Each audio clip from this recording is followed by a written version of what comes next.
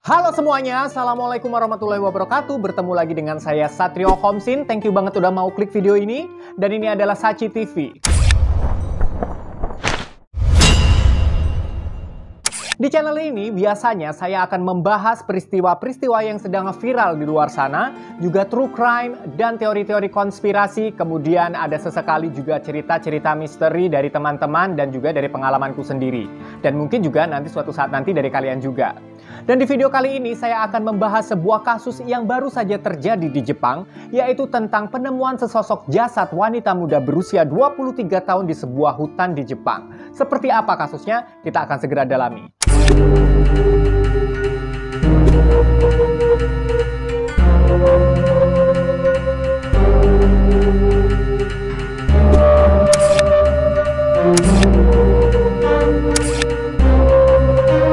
Rina Arano, seorang bintang film dewasa Jepang, ditemukan tak lagi bernyawa di sebuah hutan. Jasadnya ditemukan pada tanggal 14 Juni 2022 setelah beberapa hari dilaporkan menghilang oleh pihak keluarga. Hutan Hitachiota, Prefektur Ibaraki adalah saksi bisu ditemukannya jasad Arano yang tak lagi berbusana dan juga setengah membusuk. Jadi kasus ini baru saja terjadi kemarin bulan Juni tanggal 14, jadi baru banget ya, sekitar sebulan yang lalu lah ya.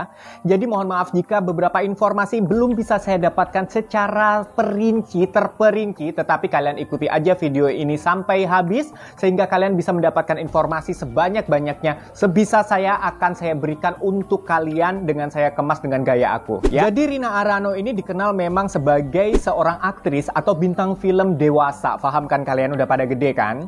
Jadi si Arano ini dilaporkan menghilang oleh pihak keluarga sejak tanggal 8 Juni 2022 kemarin. Setelah beberapa hari kok nggak bisa dihubung-hubungin gitu loh. Kemudian pada tanggal 14 Juninya barulah ditemukan jasadnya di sebuah hutan dalam kondisi terikat. Dan di tahun 2022 ini Arano sebenarnya masih sangat muda, masih berusia 23 tahun. Pihak kepolisian menyangka bahwa jasad Arano ini sengaja dibuang di sebuah hutan, di sebuah tempat terpencil agar sengaja untuk tidak bisa semudah itu ditemukan. Seperti halnya kasus-kasus pembunuhan yang lain, kebanyakan ya, tapi ya nggak semuanya. Memang jasad dari korban itu selalu dibuang di tempat terpencil kan. Nggak semuanya juga dibiarkan digeletakin di apartemen juga ada, di rumah juga ada. Tapi kan gampang ketahuan.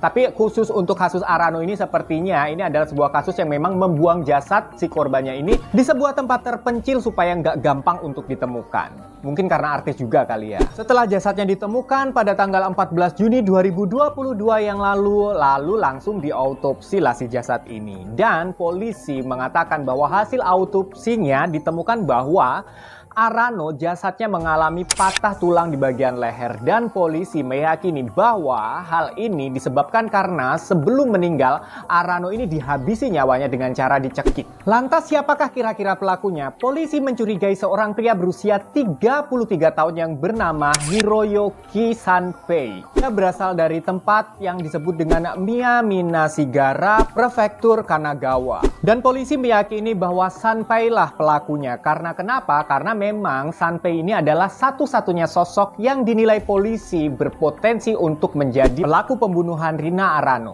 Kemudian pada tanggal 14 Juni 2022, Sanpei pun ditahan oleh pihak kepolisian karena memang Sanpei ini didapati di sebuah rekaman CCTV di luar sebuah stasiun.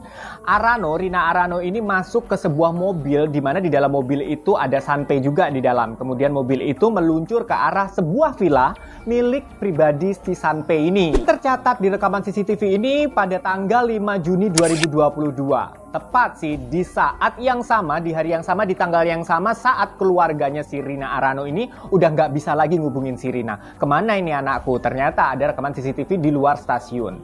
Dan si Sanpei dan si Rina ini ternyata berkenalannya itu lewat Twitter. Jadi mereka saling berbalas pesan di Twitter, lalu mereka ketemuan. Si Rina datanglah ke sebuah stasiun di dekat rumahnya si Sanpei ini dari Tokyo. Karena memang si Rina Arano ini memang tinggalnya kan di Tokyo kan. Kemudian mereka pergi ke arah vilanya si Sanpei. Nah, di vilanya si Sanpei waktu digeledah, walaupun Sanpei nggak ngaku kalau dia bukan pelakunya, menurut aku memang selalu ya pelaku pembunuhan nggak mungkin ada yang ngaku ya, takut dihukum lah ya. Kemudian villanya digeledah oleh pihak penyelidik dan di sana ditemukan tempat tidur bekas pakai. Dan dari bukti-bukti yang ada, kiranya si Rina Arano ini katanya sih sempat diborgol gitu. Tapi waktu ditanya ke Sanpei emang iya sih sempat diborgol, tapi segala sesuatunya itu waktu dia diborgol itu juga atas kemauan si Rina Arano sendiri. Dan setelah diborgol itu nggak dibunuh, tetapi Rina Arano ini diantarkanlah ke sebuah toko. Tapi kenyataannya kan meninggal ya kan. Tapi si Sanpei tetap aja nggak ngaku. Pokoknya setelah dia itu pergi ke villa, ada ruang bawah tanah di situ, kemudian main borgol-borgolan tuh ya kan. Di ruang bawah tanah itu, di atas kasur itu main borgol-borgolan. Kenapa sih nggak ngerti dah gue. Tapi kalian udah ngerti kan, pada gede kan di sini kan. Ya mereka habis main borgol-borgolan.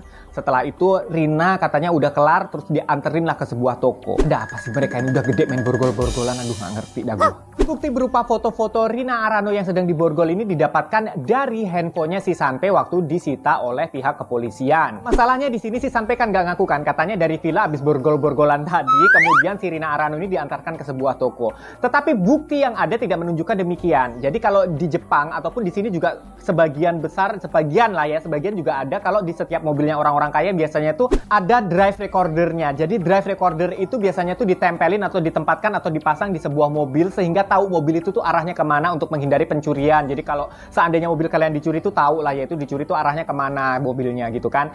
Nah waktu dicek di drive recorder ternyata si Sanpei ini sempat mengemudi di wilayah dekat-dekat jasadnya Arano ini ditemukan di hutan itu tadi ya. Yang membuat pihak kepolisian semakin curiga sama si Sanpei ini bahwa kondisinya tempatnya villa pribadinya si Sanpei tempat mereka ketemuan ini yang borgol-borgolan tadi sama hutan tempat si Arano ini ditemukan jasadnya itu jaraknya tuh nggak jauh, hanya beberapa kilometer aja, hanya 2 kilometer apa 1 kilometer gitu. Jadi polisi yang makin curiga lah ya. Walaupun Sanpei-nya nolak, enggak kok aku anterin ke sebuah toko. Ngapain lo habis borgol-borgolan nganterin ke toko? Orang yang kenyataannya korbannya ada itu meninggal gitu kok. Atau mungkin bisa jadi beli permen karet kali ya, lagi habis permen karetnya ya. Udahlah Sanpei, lo ngaku aja deh, emang lu aja deh. Gue gregetan deh sama dia ini, pura-pura aja nggak tahu dia antar toko apa ya. Emangnya bukti CCTV-nya tanggal 5. Orang keluarganya juga udah mulai nggak bisa ngubungin si Rina Arano ini juga mulai tanggal 5 gitu loh. Jadi pas ketemuan sama si Sanpei, jadi kalau diurut-urut nih ya, habis ketemuan sama si Sanpei udah nggak bisa lagi dihubungin sama keluarganya sampai tanggal 8. Kemudian tanggal 8 itu keluarganya melaporkan ke pihak kepolisian, barulah dicari. Temukan di tanggal 14 Juni 2022, jadi jasadnya si Arano ini udah kondisinya udah setengah busuk dan tak berbusana, diikat di sebuah pohon. Jadi kira-kira kalau jarak antara ditemukan dan hilangnya si Rina Arano ini adalah kurang lebihnya 2 minggu. Jadi wajar lah kalau jasadnya itu udah nggak bagus lagi gitu. Oke guys, jadi itu tadi informasi yang berhasil saya himpun. Mungkin belum banyak karena kasus ini baru aja terjadi dan masih ongoing. Nanti kalau udah ada updatean lagi, aku akan update di video selanjutnya. Thank you banget buat kalian yang udah bersama-sama dengan saya sepanjang video ini dan nonton video ini sampai habis. Buat kalian yang belum subscribe, silahkan subscribe. Dan buat yang sudah subscribe, saya ucapkan terima kasih banyak. Salam semakin viral. Assalamualaikum warahmatullahi wabarakatuh. Hati-hati kalian cewek kalau janjian-janjian di sosmed tuh. Banyak psikopat di luar sana.